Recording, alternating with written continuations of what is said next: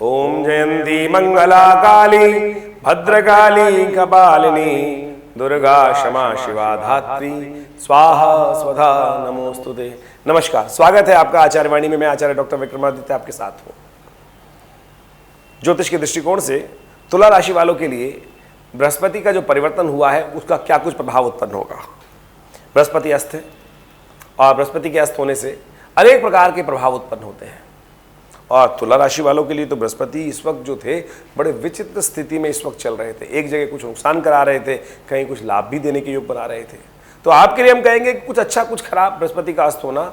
लेकिन ऐसे में बृहस्पति का यदि आपकी बहुत इंपॉर्टेंट ट्रांजिट पीरियड में थे, बृहस्पति ट्रांजिट पीरियड में बिल्कुल परिवर्तन की तरफ अपनी राशि में बैठे हुए 12 वर्ष बाद इस प्रकार अवस्था में आए थे और फिर जाकर बिल्कुल ट्रांजिट से पहले पूर्ण लाभ, क्योंकि बृहस्पति आपके छठे भाव में बैठकर आपकी राशि से वो आपके दशम भाव को देख रहे थे। हो सकता है प्रमोशन के योग बनाने वाले हों, हो सकता है किसी व्यवसाय में पूर्ण सफलता देने वाले हों, हो सकता है सम्मान को कोई पद प्राप्त कराने वाले हों, हो सकता है कि अचीवमेंट कोई बड़ी देने वाले हों आपको, क्योंकि ये सब बृहस्पति की राशि के अनुसार से इस वक्त संबंध है। बड़े क्रिटिकल कंडीशन में बृहस्पति थे इस वक्त। मान सम्मान, राज्य, नौकरी, प्रमोशन, इन सब की स्थिति बना, धन की व्यवस्था, लोन पास होना, इन सब व्यवस्थाओं में बृहस्पति का खूब इंपॉर्टेंट रोल दिखाई दे रहा है इस वक्त। और ऐसे में बृहस्पति का अस्त हो जाना, लेकिन साथ साथ बृहस्पति एक भाव और भी देख रहे थे। बृहस्पति नुकसान वाले भाव को भी देख रहे थे, रोग वाले भाव में बैठे हुए थे, वहां भी कुछ परेशानी देने के योग बना रहे थे। तो अच्छा ये हुआ है कि ये सब चीजें रोक सकते हैं, यानी नुकसान, रोग, शत्रु, इन सब से आपकी रक्षा कर सकते हैं, लेकिन कहीं जगह कुछ दिक्कत भी दे सकते हैं। तो ऐसे में भाग्य का खेल है, एक्शन का रिएक्शन कहाँ किस प्रकार से प्रभाव होता है, वही ज्योतिष विज्ञान बड़े अच्छे सूक्ष्म दृष्टिकोण से समझाने का प्रयास करता है कि क्या कुछ प्रभाव है। बृहस्पति की विशेष तौर पर 3 दृष्टि मानी जाती है।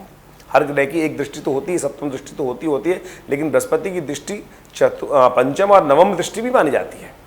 और आपकी राशि के अनुसार से देखा जाए तो बृहस्पति पंचम से दृष्टि से जो थे विशेष तौर पर छठे भाव में बैठकर राज्य को देख रहे थे, नवम दृष्टि से धन को द्वितीय भाव को देख रहे थे और सप्तम दृष्टि से 12वें भाव को देख रहे थे। तो जहां कुछ खराब करते थे कुछ अच्छा भी करते थे। तो ऐसे में बृहस्पति का जो इंपॉर्टेंट ट्रांजिट, हम तो एक साल में तो हम उस जातक क्या होता है परिपक्व हो जाता, समझ जाता है कि क्या कुछ प्रभाव होने वाले हैं। ऐसे में बृहस्पति का सूर्य के साथ आ जाने के कारण से अस्त हो जाना, और विश्व के दृष्टिकोण से समझे तो अभी नया संवत आरंभ हुआ है। पिंगल नाम का जो पिंगल नाम का संवत आरंभ हुआ है वो विशेष तौर पर किसी प्रकार भी उसका प्रभाव जो है बड़ा विचित्र है। कहा जाता है शास्त्र के दृष्टिकोण से पिंगल नाम का जो संवत है विशेष तौर पर परस्पर विरोध उत्पन्न करने के योग देता है, टकराव की स्थिति उत्पन्न करता है, चाहे वो जातकों में हो, चाहे वो राज्यों में हो, चाहे वो सरकारों में हो, चाहे वो खासतौर पर पंतों में हो। तो ऐसे भय का वातावरण उत्पन्न करता है और खासतौर पर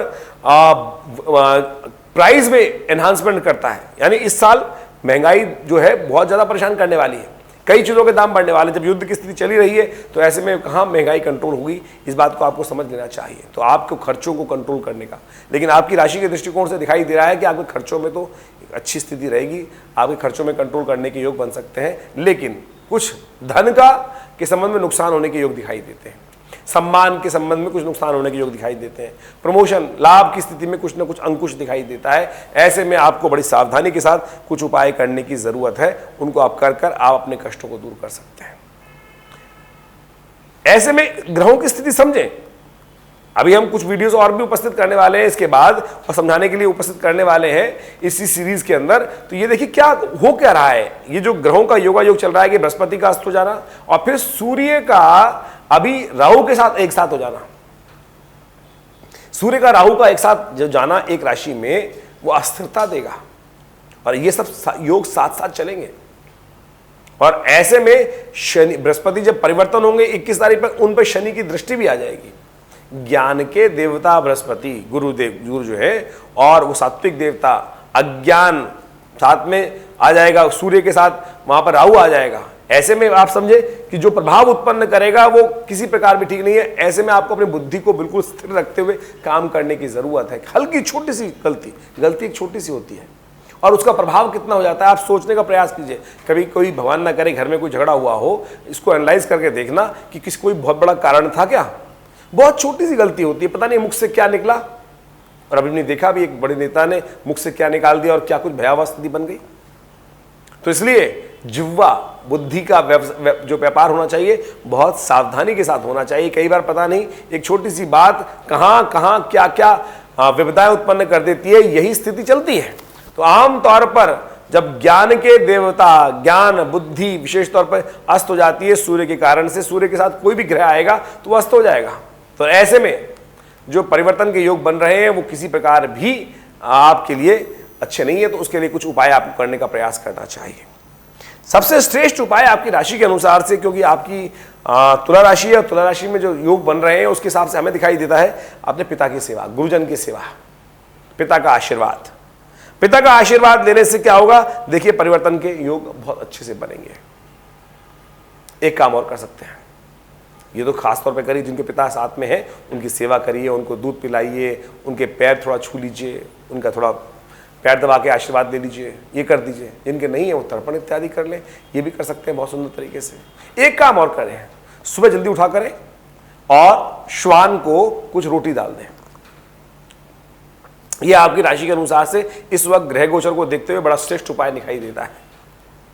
सुबह सुबह सूर्योदय से पहले आप एक काम करें, कुछ रोटी वगैरह ब्रेड वगैरह बिस्कुट वगैरह इकट्ठा कर कर, जैसे मॉर्निंग वॉक के लिए जाते हैं तो कहीं रख लीजिए, एक प्याले में श्वान के लिए कुत्ते के लिए 2 बिस्कुट या दूध अवश्य रख दें। ये 20-25 दिन की बात है, करके देख लीजिए जाएगा क्या आपके नुकसान को आप बचा सकते हैं बहुत सुंदर तरीके से।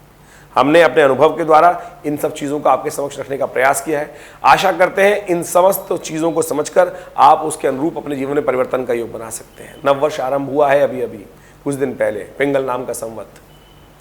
इस बात पे हम आपको एक बात बताएं कि अभी कुछ दिन पहले कुछ लोगों ने वीडियो पे, हमने जब डाला नववर्ष के लिए कुछ वीडियोस डाले थे, तो उन लोगों ने हमारे भारतीय संस्कृति के ज्ञान समझे।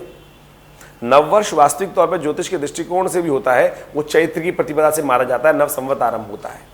और संवत की संख्या क्या है, 2080। इस बार जब डाला गया 2080 तो बहुत सारे लोग बोले महात्मा जी शायद पंडित जी जो हैं वो भविष्य में चले गए हैं, 2080 की बात कर रहे हैं।